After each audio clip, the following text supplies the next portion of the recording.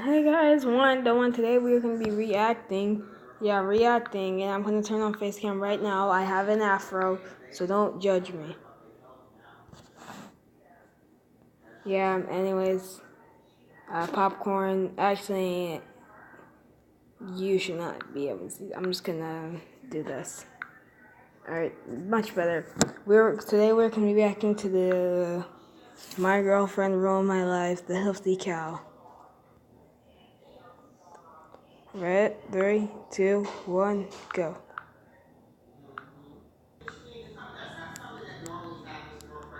Okay, so that video was copyrighted. We're going to be reacting to a new channel, Our Hamsters, the other one's out. And we're just going to react to it, and I'll just react. Mentioned in this video, because they're all dead. Well, And I would say that no hold up. Hey, just a heads up, don't get too attached to any of the hamsters mentioned in this video, because they're all dead.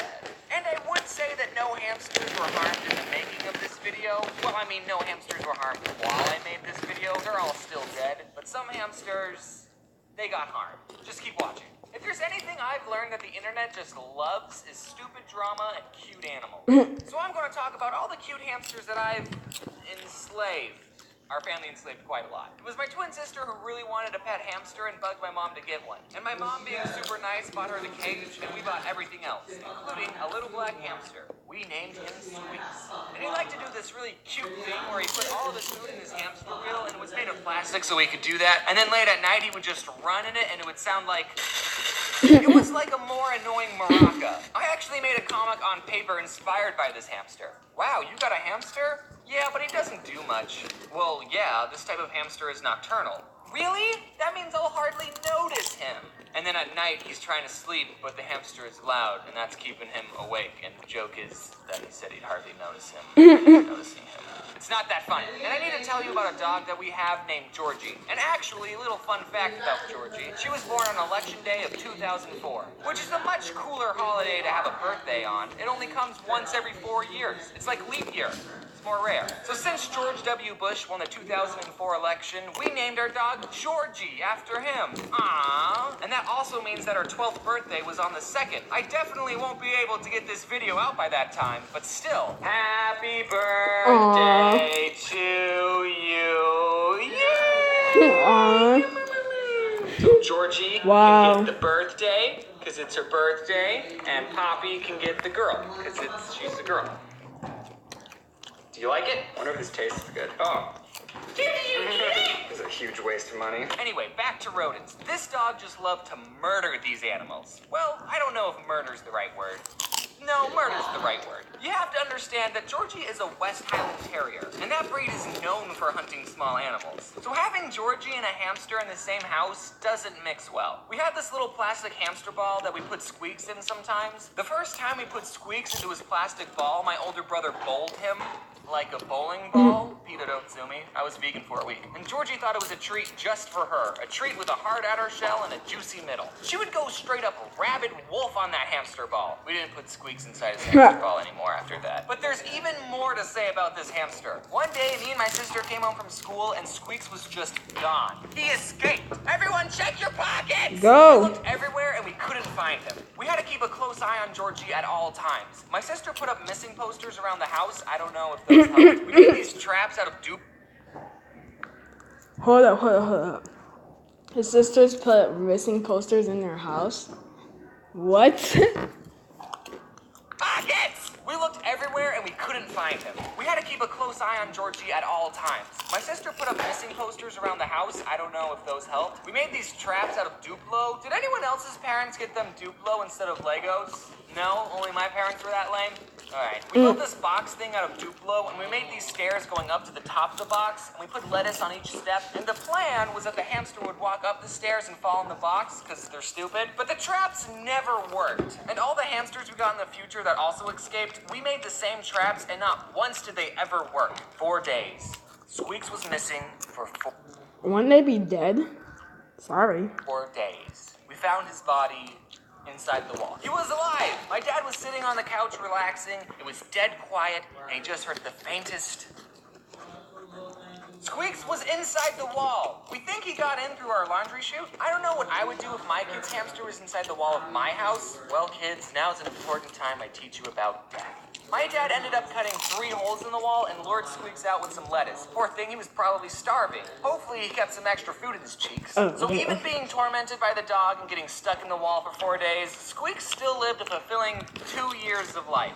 Hamsters don't have that long a lifespan. We buried him in the backyard. After the Squeaks dynasty, we got some more hamsters. Squeaks 2, that was the next one. We thought maybe if we introduced Squeaks 2 to Georgie, then they could be friends and get along. I'll spare you the details of what happened that night. The next one we named Killer because he kept biting us, so get it? Killer? Yeah, he ended up getting killed. Nah, I'm just kidding. He wasn't killed. He lived a long and normal hamster life. Squeaks 2 was killed, though. I don't know if you know. We got these 3 little hamsters. Seriously, they're the most adorable little things. They look like this. I forgot their names. We'll just call them the 3 amigos. The lady at the pet store told us that if we bought hamsters from the same litter... Wait. Seriously, they're the most adorable little things. They look like this. I forgot their names. We'll just call them the 3 amigos. The 3 amigos. Let's put glasses on the middle one. The lady at the pet store told us that if we bought hamsters from the same litter, they would all get along. She was obviously just trying to sell us more hamsters, or maybe she didn't have any siblings. But these bros just hated each other. They would never stop fighting. As I was writing the script for this, I thought, well, maybe they were just aggressively playing. So I googled, do hamsters play with each other? Just to be sure. And the first thing that showed up, dwarf hamsters, which is what the 3 amigos were, are quite territorial and will not see former cage mates as old friends. They see them as threatening rivals. So there we go. You really know your hamsters, lady. So we had to get 3 different cages for them. We put them right next to each other, and I swear they still gave each other some death glares. I actually made a video a long time ago about this time I broke one of their cages. I was cleaning it outside, and for whatever reason, I was like, I wonder if I could stand on it. The answer, no, I couldn't. The glass broke, and I bled everywhere. I still have a scar on my foot. And then all the 3 amigos died off, one by one. Sorry, I'm getting really emotional. We also had this other hamster named Buddy, and I wasn't going to mention him because he just escaped and we never found him. Except as my mom was reading over the script, because she reads over my scripts, thanks Mom, she turned to me and said, "Did we ever tell you what happened to Buddy?" And I said, "What do you mean?" She said, "You know how we couldn't find him? Well, we did, but the dog got to him first." This one time I wanted to buy a hamster and I saw some that were on sale, and there was this piece of paper next to the cage that said, "Please adopt us." Oh shoot, I'll take one of these puppies. No, not an actual puppy. I meant one of the hamsters. And I named her Pumpkin Seed because she was that tan pumpkin seed color. But then 1 month after I got her, she just died for no reason. Even though I loved her. She had food, she had water. This wasn't the first time I was taking care of a hamster, okay? All the other ones lived for a couple of years. I was so sad.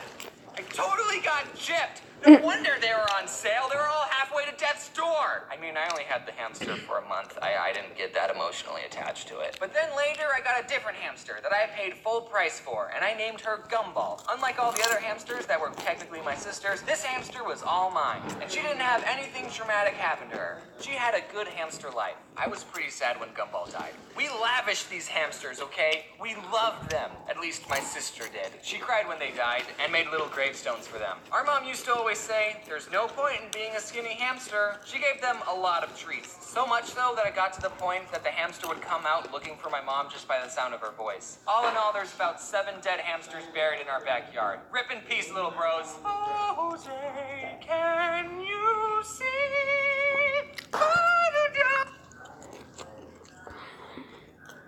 So, we're going to react to one more video, then that's it.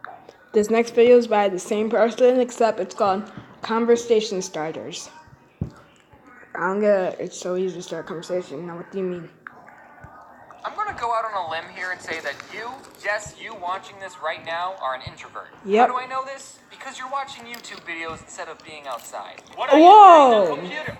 Go outside, so beautiful! Yeah! Don't worry, I'm an introvert too. I got an email from an 8-year-old once. He said he liked my videos. It was one of the worst emails I ever got. So I'm just going to briefly explain what introvert means to all the 8-year-olds watching this. The James Clubhouse. Hey kids, are you ready to learn? An introvert is a person who doesn't really like to play with other kids. This doesn't make them sad that they're they're lonely. They just would rather play by themselves. Think of it this way. Has your friend ever asked you to play with them, but you didn't really want to, so you asked your mom to make up a reason for you not to go? If so, then you're probably an introvert, or you just need better friends. Me and my mom had a code word, so if a friend was on the phone who wanted to hang out, I would say, let me ask my mom. And when I asked her, if I said the code word, it meant, Mom, make up an excuse so I can't go. I'm not going to say the code word because I still plan on using it. Why? I actually made a comic kind of similar to this back in 2014, and it's one of my most popular comics, so thanks for liking it. Obviously, it would be one of my most popular comics. I mean, look how great it is. Michael, the creator of Vsauce, hey, Oh, Vsauce, God. Michael here, has this new YouTube Red show called Minefield. And as of right now, it's the best YouTube Red series. And in the Sorry about that, guys.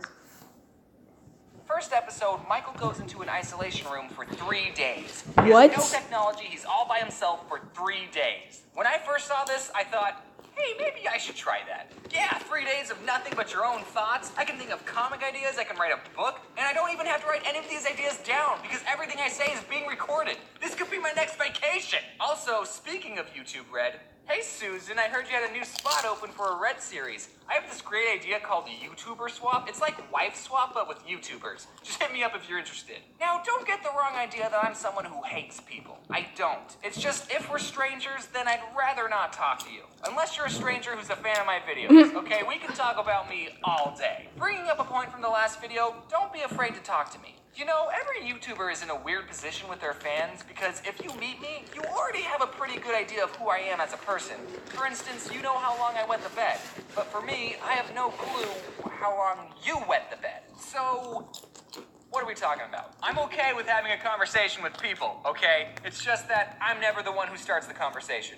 But again, this doesn't apply to fans. I like to think that I'm decent with conversation, but I don't really know how good I am at it. I did fail public speaking. But on occasion, there are times when it's awkward not to talk to a stranger. One time in my college years, I got on an elevator to go to a class, and another person got on with me. It's a pretty crazy life, I know. And I did what anyone should do. The way how he walks, hold on. Awkward not to talk to a The stranger. way how he just One time walks in my on the college years, I got elevator. on an elevator to go to a class, and another person got on with me. I live a pretty crazy life. Why is it just the B movies in the description? What?